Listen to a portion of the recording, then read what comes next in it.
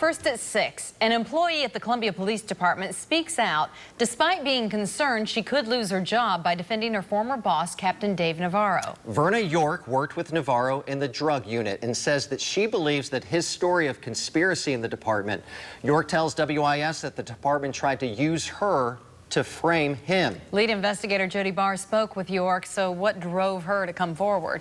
Well, by coming forward again, Verna York says she knows she's almost certain she will lose her job at the police department, but says she wanted to tell what happened the day Ruben Santiago suspended Dave Navarro. Verna York says her bosses were gunning for Navarro the second he told SLED about the alleged conspiracy. It's very upsetting. It was very upsetting because I knew what he was putting on the line when he was going to go to SLED and when he was going to speak to Teresa Wilson. I knew that that would really open him up to a lot of discrediting. They were going to begin discrediting him. Verna York works at the Columbia Police Department and has for a decade. She worked side by side with former Captain Dave Navarro in the department's drug unit and was there when Interim Chief Ruben Santiago suspended him last Wednesday. Navarro says Santiago tried to recruit him multiple times to help in planning a stolen gun and cocaine inside a top city official's car. Navarro made a decision to tell SLED about the plan after Navarro says Santiago propositioned him again last week inside headquarters. You have to back up before July the 10th. Captain Navarro had a conversation with you. He went upstairs, he came back down, his whole demeanor was sullen, and I could tell immediately that there was something wrong.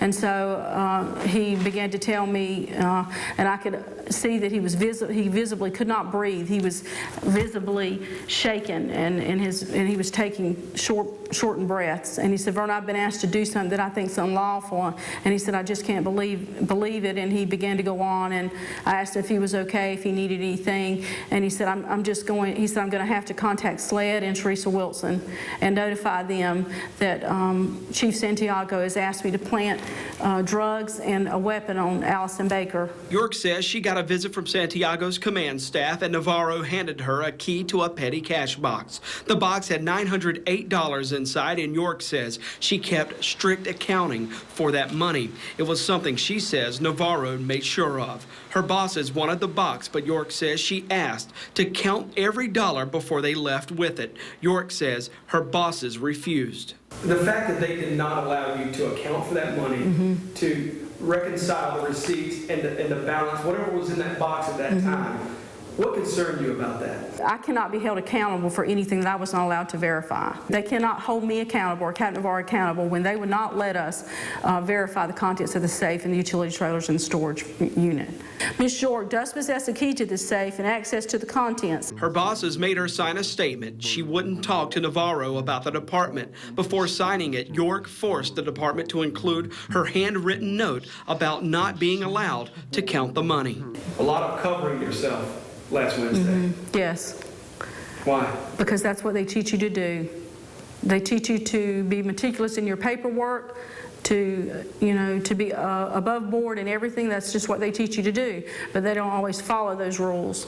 A week after we broke Dave Navarro's story about the Santiago conspiracy, the city released a list of allegations. Included in those, Navarro's accused of shredding documents. York says that was her job. She routinely shredded old records, emails, and paperwork when they no longer needed the hard copies. If you were shredding emails and other documents, those were the hard copies that you were shredding. There's still an electronic copy. Certainly. The city of Columbia can get any of those emails at any time.